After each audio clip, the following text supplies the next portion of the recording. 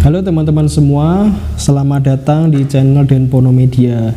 Di video kali ini saya akan membedah bisnis jasa convert pulsa secara umum dari kacamata orang biasa ya. Jadi biar mudah dipahami seperti itu. Nah, yang akan dibahas itu adalah pengertian dari bisnis pulsa itu sendiri, lalu cara kerjanya bagaimana, kemudian untungnya itu si pelaku bisnis itu dari mana juga, dan hal-hal apa yang harus teman-teman ketahui gitu ya. Nah, tapi sebelum itu mohon kerelaannya untuk menekan tombol subscribe terlebih dahulu agar teman-teman bisa mendapatkan video-video terbaru gitu ya.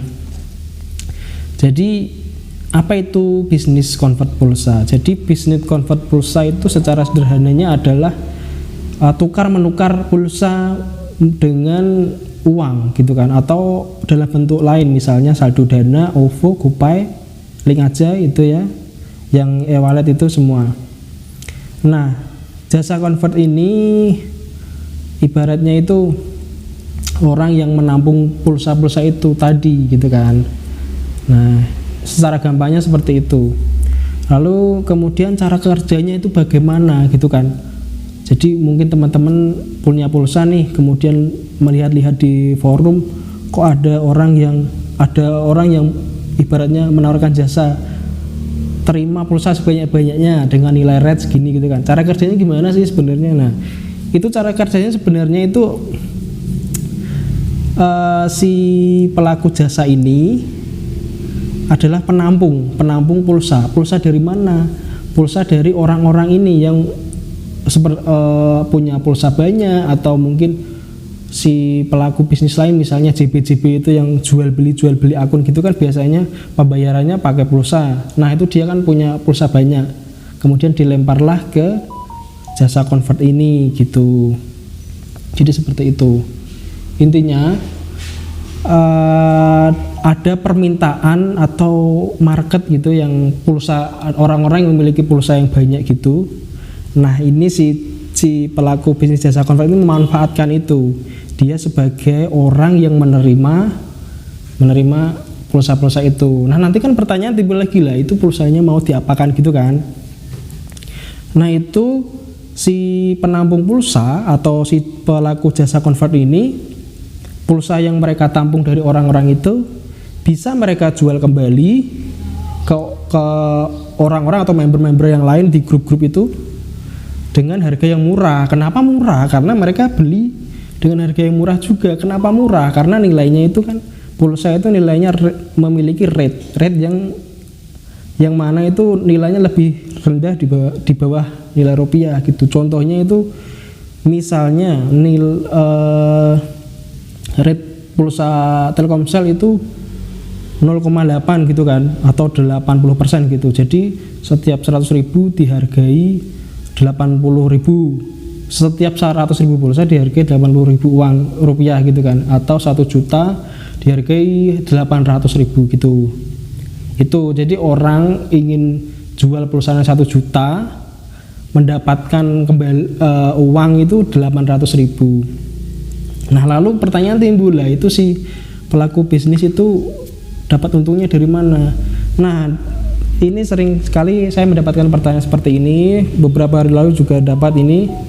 Jadi yang ditanyakan itu untungnya dari mana? Nah, ini kalau dilihat di rate-nya itu kan ada yang rate jual sama beli gitu kan. Intinya kalau si pelaku usaha ini, si jasa ini menerima gitu kan, ada rate-nya.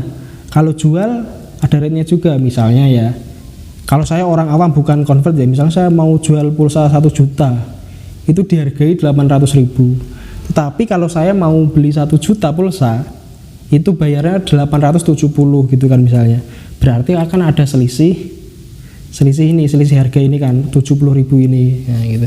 Tapi lebih dari itu sebenarnya kalau dilihat secara agak mendalami lebih lanjut lagi itu pulsa-pulsa itu bisa juga masuk ke server pulsa itu, yang serpul istilahnya kan, server pulsa gitu. Karena di sana ada produk yang namanya pulsa transfer, nah gitu. Pulsa transfer harganya jauh lebih murah gitu kan.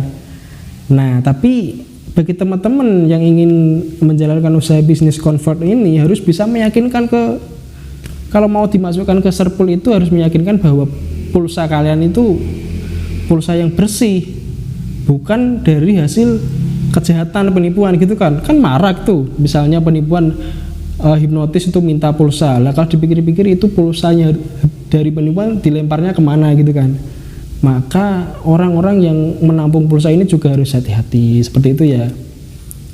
Nah seperti itu. Kemudian hal-hal yang perlu diketahui selain itu tadi, bahwa jasa convert ini harus melihat kondisi, dalam artian jika permintaan pulsa suatu provider itu tinggi, itu bisa menandakan bahwa nilai rate-nya akan naik gitu kan. Tapi kalau ibaratnya permintaan pasarnya atau marketnya nggak ada, itu nilai rate-nya jauh ke bawah atau bahkan tidak melayani. Contohnya misalnya yang pulsa smartphone itu kan kalau orang awam melihatnya ya, kenapa kok jasa convert tidak menerima pulsa smartphone? Coba bayangkan sendiri, sekarang provider smartphone itu kalau mau isi paketan kan sudah ada vouchernya atau isi ulang gitu kan. Nah pulsa ini mau buat apa ya, walaupun bisa untuk beli paket, tapi kan orang lebih suka membeli vouchernya aja atau beli perdana baru gitu kan, sehingga nilai pulsa smartphone ini jauh di bawah yang provider-provider lain gitu kan. Itu jadi hal-hal yang perlu diketahui itu, pulsa setiap provider itu nilai rate-nya beda-beda tergantung situasi dan kondisi seperti itu ya. Nah ini mungkin saya akan sedikit menjawab juga pertanyaan-pertanyaan yang masuk di kolom komen saya yang di blog Denpono itu, karena saya pernah membahas artikel tentang bagaimana cara memulai bisnis convert pulsa ya kan. Nah itu secara umumnya memang seperti itu. Jadi kalau mau memulai bisnis convert pulsa itu teman-teman harus pastikan dulu ada marketnya, ada permintaan, bahwa ada orang yang ingin jual gitu kan. Nah itu teman-teman bisa memposisikan diri sebagai jasa convert, menerima pulsanya itu. Tapi ada hal lain yang perlu diketahui, nanti pulsanya ini mau diputar kemana gitu kan. Bisa dijual langsung, tapi kalau dijual langsung sepertinya lama gitu, sehingga modalnya harus ganda gitu, double istilahnya. Atau nanti kalau memang sudah terkumpul banyak bisa melobi ke Serpul itu tadi ya, seperti itu. Tadi secara umum sudah dijelaskan apa itu bisnis convert pulsa, cara kerjanya sudah tahu ya. Intinya dia itu nerima pulsa dari orang-orang, dijual lagi. Nah, kemudian untungnya dari mana? Ya dari selisih itu tadi, itulah intinya seperti itu. Kemudian hal-hal yang perlu diketahui bahwa sudah seperti yang dijelaskan tadi, bahwa nilainya itu selalu berubah bergantung rate dan permintaan itu tadi. Nah itu tadi teman-teman membedah singkat usaha bisnis convert pulsa ya, secara umum ibaratnya dari kacamata orang biasa. Nah bagi teman-teman yang merasa video ini bermanfaat, atau mungkin teman-teman menonton video ini dari artikel saya yang di denpono.com itu, jika ada pertanyaan atau hal-hal lain yang ingin masih bingung di kepala itu, boleh komen di bawah ya. Jangan lupa untuk menekan tombol subscribe-nya tadi, like dan juga komen. Sampai jumpa di video berikutnya.